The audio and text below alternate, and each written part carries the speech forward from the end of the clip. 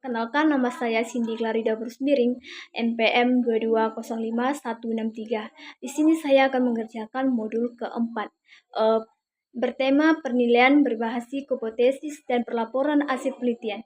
Yang pertama itu berbasis hipotesis adalah pendekatan dalam pendidikan atau pelatihan yang menekankan pada penguasaan kemampuan tertentu oleh peserta didik.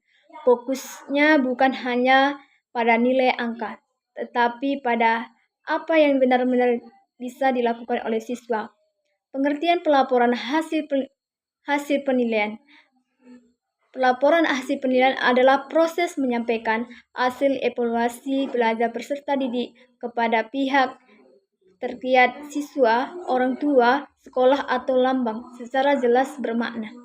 Fungsi berbasis hipotesis. Pendekatan berbasis hipotesis berfungsi untuk mengukur kemampuan nyata peserta didik, menilai apa yang benar-benar dikuasai siswa bukan sekadar hafalan.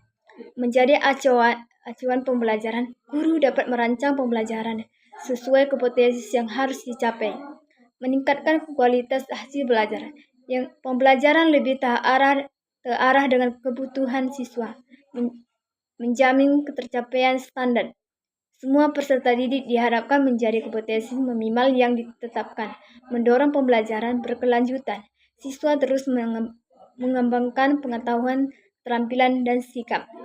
Yang kedua, fungsi pelaporan hasil penilaian. Laporan hasil penilaian berfungsi untuk yang pertama itu memberikan informasi perkembangan belajar siswa, yang kedua itu menunjukkan capaian hipotesis, yang ketiga itu sebagai bahan evaluasi guru dapat memperbaiki strategi pembelajaran, dasar pengambilan keputusan untuk remedial, pengayaan kenaikan kelas atau kelulusan. Menghubungkan sekolah, guru, siswa, dan orang tua, memberi upah balik, membantu siswa memahami kelebihan dan kekurangan dirinya. Contohnya itu berbasis hipotesis. Contohnya dalam pembelajaran, hipotesis itu siswa mampu menulis teks laporan hasil observasi dengan struktur dan bahasa yang benar. Kegiatan pembelajaran, siswa mengamati lingkungan sekolah lalu menulis laporan hasil observasi penilaian. Dinilai dari kemampuan menusur struktur teks, ketepatan bahasa, dan kelengkapannya.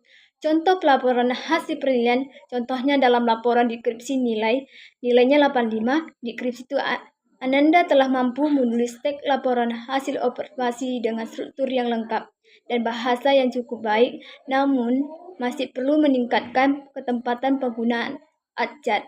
Contohnya itu matematika, siswa mampu menyelesaikan observasi hitungan pecahan tetapi masih memerlukan bimbingan dalam soal cerita. Kesimpulan itu adalah pendekatan berbasis hipotesis, menekankan pada pencapaian kemampuan peserta didik, mencukup pengetahuan, keterampilan, dan sikap cara utuh.